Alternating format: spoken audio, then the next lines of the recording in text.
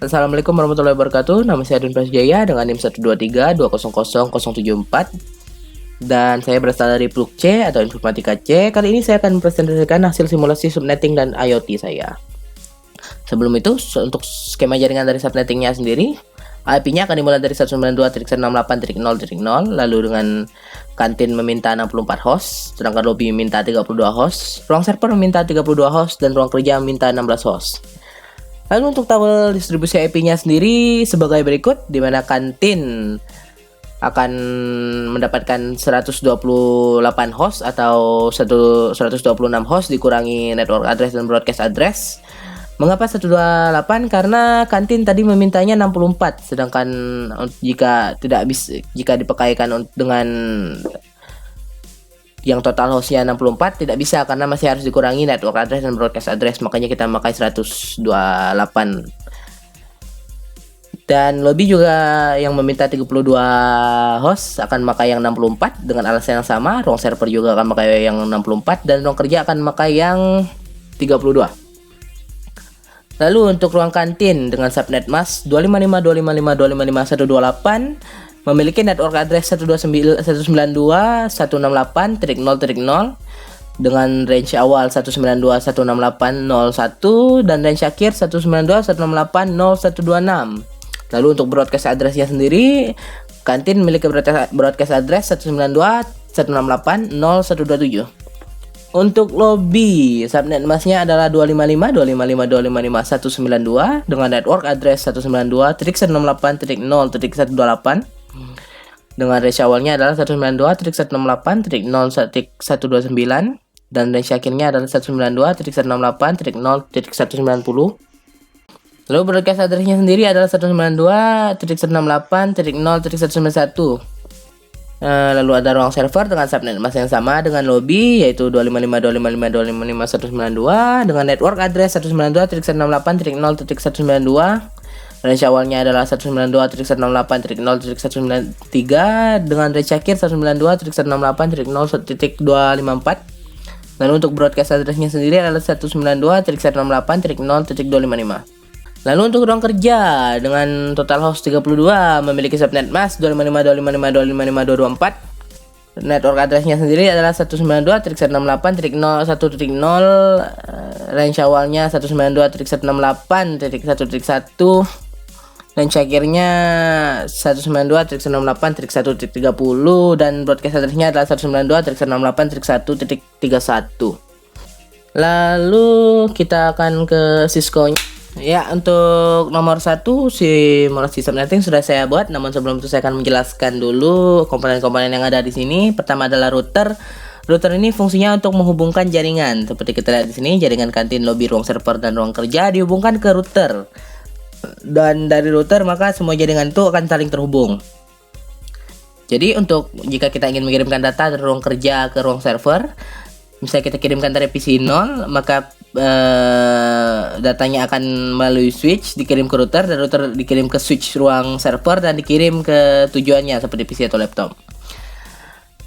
Lalu untuk switch sendiri, switch ini adalah perangkat untuk menghubungkan perangkat-perangkat komputer supaya untuk pertukaran paketnya lebih mudah. Jadi contohnya jika ingin dari PC 1 yang ada di kantin ke laptop 0 yang ada di kantin ini, maka ingin mengirimkan data, maka PC 1 akan mengirimkan datanya ke switch, lalu dari switch akan diberikan ke laptop 0.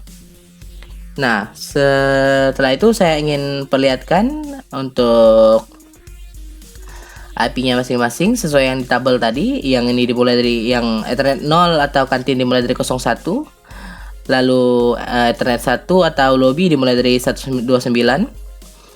Untuk Ethernet 2 atau ruang server dimulai dari 0193 dan untuk Ethernet 3 atau ruang kerja dimulai dari 1.1. Dan untuk masing-masing perangkat yang ada di jaringan masing-masing seperti PC 1 yang ada di kantin ini, semuanya mendapatkan IP yang sesuai range dengan subnet yang sudah ditentukan, yang tadi kita tentukan di tabel. Jadi contoh jika kita mengirimkan data dari sini ke sini masih fail, lalu kita coba lagi sekali lagi. Nah, dalam proses tersebut dari PC 1 ini dikirimkan ke switch, dari switch akan mengirimkan datanya ke router, router akan mengirimkan datanya ke switch lobby dan dikirimkan ke PC 2. Nah, setelah itu saya ingin perlihatkan lagi untuk IP-IP-nya sesuai range. Yang ini mendapatkan 0131. Semuanya sesuai range yang sudah ditentukan tadi. Yang ini mendapatkan 0196, yang ini mendapatkan 1.4. Semuanya sesuai range. Jadi jika kita kirimkan contoh dari server Katin ke laptop ruang server, maka akan successful. Atau misalnya kita dari lobby ingin ngeprint di ruang kerja, kan kita kirim masih fail. Namun jika kita kirim satu kali lagi dari lobby ke ruang kerja, maka akan successful. Nah, itu sekian untuk nomor 1. Untuk selanjutnya saya akan menjelaskan yang IoT. Di sini saya memakai satu home gateway dengan IP-nya saya pakai adalah 192.168.0.1 dan SSID-nya adalah server IoT. Saya di sini memakai perangkat kipas angin, AC, lampu, dan jendela dan pintu. Lalu untuk kondisinya sendiri di sini saya memiliki 3 condition dengan nama condition lampu mati, lampu hidup, dan lampu setengah. Dimana pada saat lampu mati maka pintu akan di unlock, lalu AC akan dimatikan, dan setelah itu kipas angin akan dihidupkan dengan kekuatan rendah dan jendela akan dibuka. Sedangkan untuk lampu hidup, pertama-tama pintunya akan masih tidak terkunci, lalu jendela akan ditutup, AC akan dimatikan, dan kipas anginnya dihidupkan dengan kekuatan tinggi. Lalu untuk lampu setengah atau lampu dim, pintu akan dikunci, lalu jendela akan tutup, AC akan dihidupkan, dan kipas angin akan dimatikan total. Tanpa harus berlama-lama, mari kita coba saja. Pertama untuk lampu hidup. Ya, untuk lampu hidup kipas anginnya akan dihidupkan dengan kekuatan tinggi, AC-nya dimatikan, jendela ditutup, dan pintu tidak dikunci. Untuk lampu mati, kipas angin akan hidup dengan kekuatan rendah, lalu AC akan dimatikan, jendela dibuka, dan pintu masih tidak terkunci. Sedangkan untuk lampu setengah atau lampu dim, maka kita lihat di sini kipas angin tidak hidup sama sekali, AC akan dihidupkan, jendela akan ditutup, dan pintu akan dikunci. Ya, sekian dari saya untuk presentasi simulasi ini. Jika ada kesalahan kata, saya mohon maaf. Wassalamualaikum warahmatullahi wabarakatuh.